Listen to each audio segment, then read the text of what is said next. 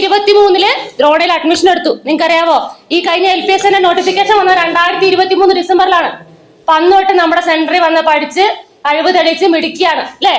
അപ്പം LPSന്റെ റിസൾട്ട് കണ്ടായിരുന്നു നിങ്ങൾ എല്ലാവരും. ഇപ്പൊ ദ്രോണയ്ക്കുണ്ട് 1ാം റാങ്ക് ഗൗതമി ഉണ്ട്, 6ാം റാങ്ക് അനഘയുണ്ട്, 11ാം റാങ്ക് 15, 21, 23 ഇഷ്ടം പോലെ റാങ്ക് ഉണ്ട് അല്ലേ. ഇതൊക്കെ നിങ്ങളോട് പറയുന്നത് എന്തിനാന്നറിയാവോ?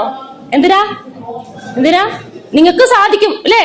നമ്മുടെ തന്ന മെറ്റീരിയലും കാര്യങ്ങളൊക്കെ പഠിച്ചിട്ടാണ് ഇവരെല്ലാവരും 1, 2, 3 റാങ്ക് ഒക്കെ നേടുന്നത്.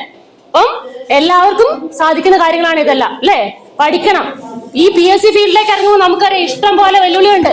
നിങ്ങൾ അവിടെ പോയിട്ട് ആർക്കാ ജോലി കിട്ടിയേ, ആരെയും ലിസ്റ്റിൽ കയറിയോ എന്നൊക്കെ ചോദിക്കുമ്പോൾ നിങ്ങൾക്ക് പറയാൻ പറ്റണം ഞാൻ ദ്രോണയിലാ പഠിക്കുന്നത്. ദ്രോണയിൽ കഴിഞ്ഞ ദിവസം തന്നെ ഇന്നലെ നിങ്ങൾ കണ്ടായിരുന്നോ? എന്റെ സ്റ്റാറ്റസ് ഉണ്ടായിരുന്നോ?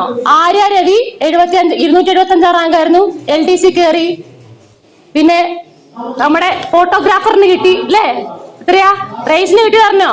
ടെക്നിക്കൽ ഗവൺമെന്റ് എഞ്ചിനീയറിംഗ് കോളേജില് ട്രേഡ്സ്മാൻ ആയിട്ട് ജോലി കയറി അല്ലേ. അപ്പൊ നമുക്ക് ഇഷ്ടംപോലെ ആൾക്കാരുണ്ട്. പോലീസിന് റിസൾട്ട് വന്നപ്പം 5 പേരെങ്ങാണ്ട് കഴിഞ്ഞ ദിവസം പോയി. നിങ്ങൾക്കൊക്കെ അറിയാം, ഷാൻഡു ഇവരൊക്കെ അടുത്ത ആഴ്ച പോകുന്നുണ്ട്. ഇപ്പൊ എന്താക്ക പഠിച്ചോളുക. നമുക്ക് ഇഷ്ടം പോലെ എന്തുണ്ടാവും, പ്രശ്നങ്ങളുണ്ടാവും ഈ ഫീൽഡില്. എത്ര നാളായി പഠിക്കാൻ തുടങ്ങിയിട്ട്, നിങ്ങക്ക് ജോലി കിട്ടിയില്ലേ, എന്തിനാ പോകുന്നേ, നിർത്തിക്കൂടെ, ഒരു ജോലിക്ക് നോക്കിക്കൂടെ എന്നൊക്കെ അല്ലേ. അപ്പൊ നമ്മൾ ആരെയാ മാതൃകയാക്കണ്ടേ? ഇവിടുന്ന് തന്നെ ജോലി കിട്ടി പഠിച്ച് മേടിച്ചു പോയവരെയാ അല്ലേ. നെഗറ്റിവിറ്റി ഒക്കെ ഇഷ്ടം പോലെ കാണും, അതൊക്കെ നമ്മൾ ഒഴിവാക്കണം അല്ലേ. നമുക്കൊരു കോൺസെൻട്രേഷൻ ഉണ്ടാവണം. എന്താ നമ്മുടെ ലക്ഷ്യം? എന്റെ ജോലി സർക്കാർ ജോലിയാണ്, അത് ഞാൻ നേടിയിരിക്കും, എന്റെ ഫാമിലിനെ ഞാൻ രക്ഷപ്പെടുത്തിയിരിക്കും അല്ലേ. അങ്ങനെ ഇത് വേണം. ഞാനിപ്പോ ഓർക്കുന്നത്, ഇന്നലെ 6ാം റാങ്ക് കിട്ടിയ അനഘ ഇവിടെ വന്നായിരുന്നു. അപ്പം അവള് പറഞ്ഞ കാര്യമാണ്, ഷെയർ ചെയ്ത കാര്യമാണ്. ഞാൻ ആദ്യം ഇവിടെ വന്നപ്പം സോണി ചേച്ചി ഒരു ഷെയർ ചെയ്ത ഒരു ആടുണ്ടായിരുന്നു. LPSന്റെ റിസൾട്ട് അവർ വന്നപ്പം തന്നെ 2 കൊല്ലം മുമ്പ് ഈ സമയത്ത് കഴിഞ്ഞ നോട്ടിഫിക്കേഷൻ വരുന്ന കറക്റ്റ് സമയത്ത് തന്നെ ആദ്യ ബാച്ചിൽ തന്നെ അനഘ ഉണ്ടായിരുന്നു. അപ്പം ഞാനൊരു ആടിറക്കി.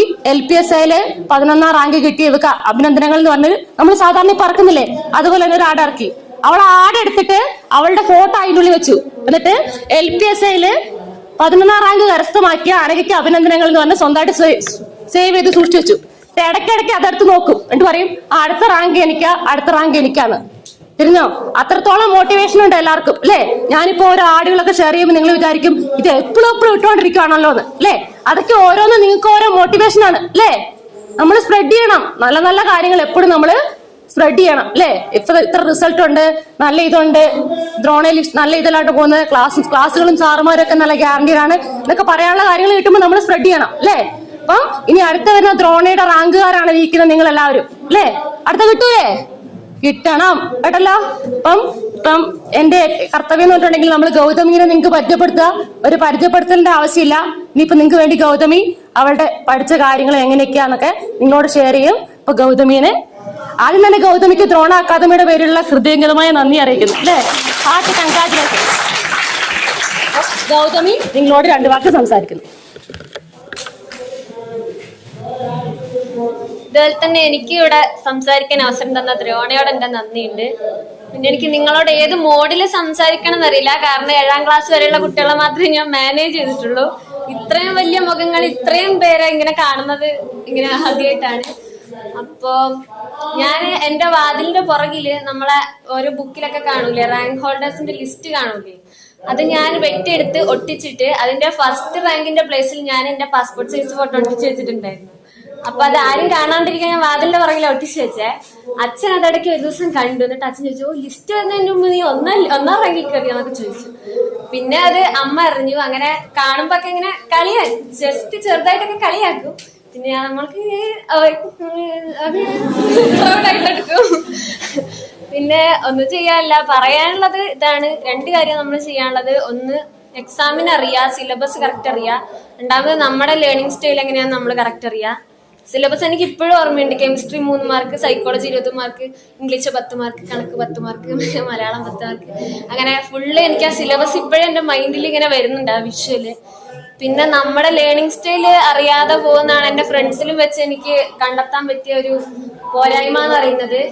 ഇപ്പം ഞാനിത് ഈ റയീസേട്ടനും അമ്പലേട്ടനൊക്കെ കാണുമ്പോൾ ഞാൻ ഇവരോട് ചോദിക്കലുണ്ട്, ഇവരെല്ലാം മാനേജ് ചെയ്യും, സിനിമയ്ക്ക് പോവും, കളിക്കാൻ പോവും, എല്ലാ നാട്ടിലെ പ്രവർത്തനങ്ങൾക്ക് മൊത്തം ഇവരുണ്ടാവും, ഫുള്ള് സോഷ്യലൈസേഷനാണ്, അതിന്റെ ഇടയ്ക്ക് പഠിക്കുകയും ചെയ്യും.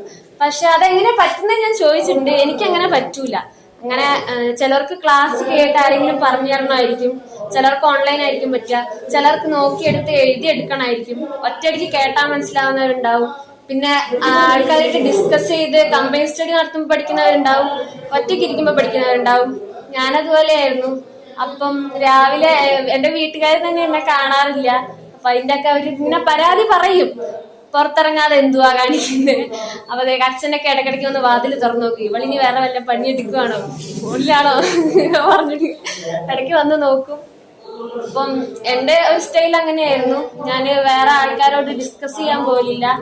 അപ്പൊ നമ്മുടെ വാട്സപ്പ് ഗ്രൂപ്പ്, ടെലഗ്രാം ഗ്രൂപ്പ്, അങ്ങനെ കുറെ ഗ്രൂപ്പുകളിൽ പല സ്ഥലങ്ങളിലുള്ള ആൾക്കാർ വന്നിട്ട് ഇങ്ങനെ ഓരോ കമന്റ് പറയുമോ, ഇനി ഇത് മാറ്റി വെക്കുവോ, ഇനി പോസ്റ്റ് ഉണ്ടാവോ, ഭയങ്കര ആൾക്കാർക്ക് ടെൻഷനാണ് കൂടുതലും. അപ്പൊ അവരുടെ ടെൻഷനും കൂടി നമ്മൾ ഏറ്റെടുക്കാതിരിക്കുക. നമ്മളിപ്പം രാവിലെ എന്റെ വീട്ടുകാർ തന്നെ എന്നെ കാണാറില്ല. അപ്പൊ അതിന്റെ ഒക്കെ അവര് ഇങ്ങനെ പരാതി പറയും, പുറത്തിറങ്ങാതെ എന്തുവാ കാണിക്കുന്നത്. അപ്പൊ അച്ഛനൊക്കെ ഇടയ്ക്കിടയ്ക്ക് ഒന്ന് വാതിൽ. തൊഴിൽ വാർത്തേന്റെ ഒക്കെ മോക്ക് ടെസ്റ്റ് വെച്ചാൽ അതിപ്പോ ചെയ്താലും എനിക്കതിന്റെ കട്ട് ഓഫ് മാർക്ക് മറികടക്കാൻ പറ്റൂല. അത് എപ്പോഴും ഒരു 60, 70, 65 ആ ഒരു ലെവലിൽ വരും. പക്ഷെ നമ്മൾ എത്ര ചെയ്താലും 40, 42 അവിടെയൊക്കെ എത്തി നിൽക്കുക. ഏറ്റവും പഠിച്ചിട്ടും അത്രയൊക്കെ എത്തിയിട്ടേ നമുക്ക് നിൽക്കുള്ളൂ.